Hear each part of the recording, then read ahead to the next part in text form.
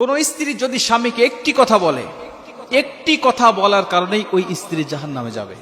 আমি আবারও বলছি, আল্লাহ রাসূল সাল্লাল্লাহু আলাইহি ওয়াসাল্লাম হাদিসের মধ্যে বলেন, বুখারী শরীফের হাদিস, আল্লাহ রাসূল বলেন, কোন স্ত্রী যদি স্বামীকে একটি কথা বলে, ওই স্ত্রী যদি হয় নামাজি, ওই স্ত্রী যদি হয় আল্লাহওয়ালা, ওই স্ত্রী যদি হয় পাহাড় পরিমাণ সওয়াবের অধিকারী, কিন্তু স্বামীকে শুধু একটি কথা বলার কারণে আমার আল্লাহ ওই স্ত্রীকে জাহান্নামে দিবে।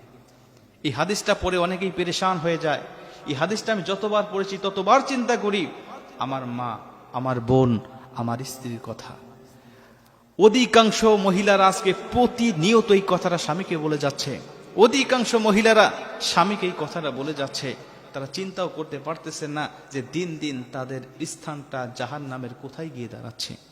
আমরা অধিকাংশ মহিলারা জেনে হোক, বিশেষ করে না জেনেই মহিলারা বেশি এই কাজটা করে যাচ্ছে।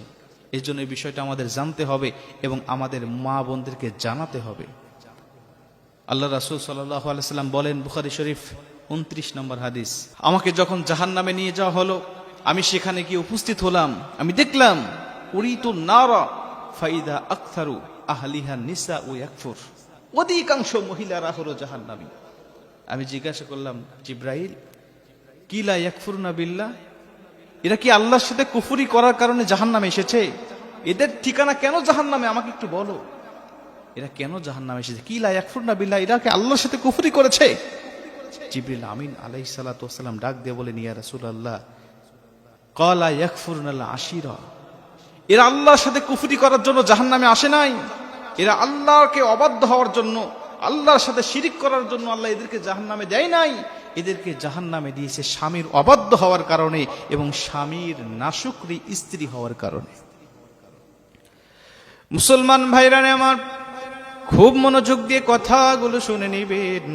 হাদিসটা যদি এখানেই শেষ হয়ে যেত আমি বলতাম না, কিন্তু পরবর্তীতে জিবরাইল আলাইহিস সালাতু ওয়াস সালাম আরো ভয়ঙ্কর তথ্য দিয়ে ডাক দিয়া বললেন, ইয়া রাসূলুল্লাহ, ইয়া হাবিবাল্লাহ, এই সমস্ত মহিলারা কেন জাহান্নামে এসেছে আমি আপনাকে জানাতে চাই।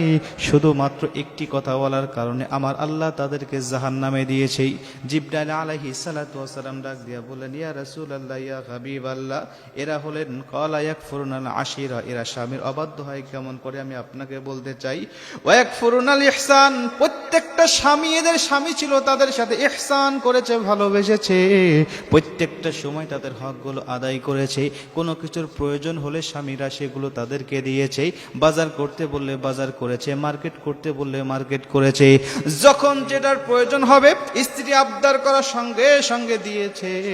কিন্তু হঠাৎ করে কোনো একদিন অবহেলার কারণে, হঠাৎ করে কোনো একদিন যদি স্বামী তাকে না দিতে পারে, যদি কোনো কিছু ভুলে হোক অথবা যে কোনো কারণবশত কারণে যদি না দিতে পারে, স্ত্রী তখন সারা জীবনের ইহসানের কথা ভুলে যায়, সারা জীবনের স্বামীর অবদানের কথা ভুলে যায়। তখন ডাক দিয়া বলেন, ক্বালাত মা রাআইতু মিনকা খায়রান কাত, আমি তোমার কাছ থেকে কোনোদিন ভালো কিছু পেলাম না, আমি তোমার কাছ থেকে কোনোদিন উত্তম ব্যবহার পেলাম না, আমি তোমার কাছ থেকে কোনোদিন কোনো কিছু চেয়ে তোমার কাছ থেকে পেলাম না। সারা জীবনের অবদানকে অস্বীকার করে একটা কথা বলে সে সবকিছু শেষ করে দিল। সারা জীবনের অবদান বেমালুম সে ভুলে গেল। সে বলছে, আমি কোনোদিন তোমার কাছ থেকে ভালো কিছু পাই নাই, আমি কোনোদিন তোমার কাছে আমি ভালোবাসা পাই নাই, আমি কোনোদিন তোমার কাছ থেকে কোনো কিছু চেয়ে আমি পাই নাই, সবকিছু সে অস্বীকার করে বসলো। শুধু এই একটি কথা অস্বীকার করার কারণে, একটা কথা বলে স্বামীর সমস্ত অবদানকে অস্বীকার করার কারণে বিশ্বনবী বলেন, ওই মহিলাকে আমার আল্লাহ জাহান্নামের মধ্যে ঢোকাবেন। আজকে অধিকাংশ মা বোন এই কাজগুলো করছেন। সামান্য একটু ভুল হলে, সামান্য একটু স্বামীর অবহেলা দেখলেই তারা বেমালুম সবকিছু ভুলে যায়। অথচ তারা জানে না যে এই স্বামী তার জীবনের জন্য কতটা অবদান, কতটা কষ্ট করে তাকে ভালোবেসে যাচ্ছে। আজকে অধিকাংশ ব্যাংকের দিকে যদি খবর করি, অধিকাংশ স্বামীরা স্ত্রীকে যেমন ভালোবাসে, স্ত্রীরা স্বামীর প্রতি ততটুকু ভালোবাসে না। ব্যাংকের দিকে যদি আপনি তাকান, শতকরা 90% স্বামীরা ব্যাংকে অ্যাকাউন্ট করার সময় নমিনি দেয় তাদের স্ত্রীদেরকে, আর শতকরা 90% স্ত্রীরা ব্যাংকে অ্যাকাউন্ট করার সময় নমিনি দেয় তার বোনকে, ভাইকে অথবা তার মা বাবাকে, স্বামীকে দেয় না।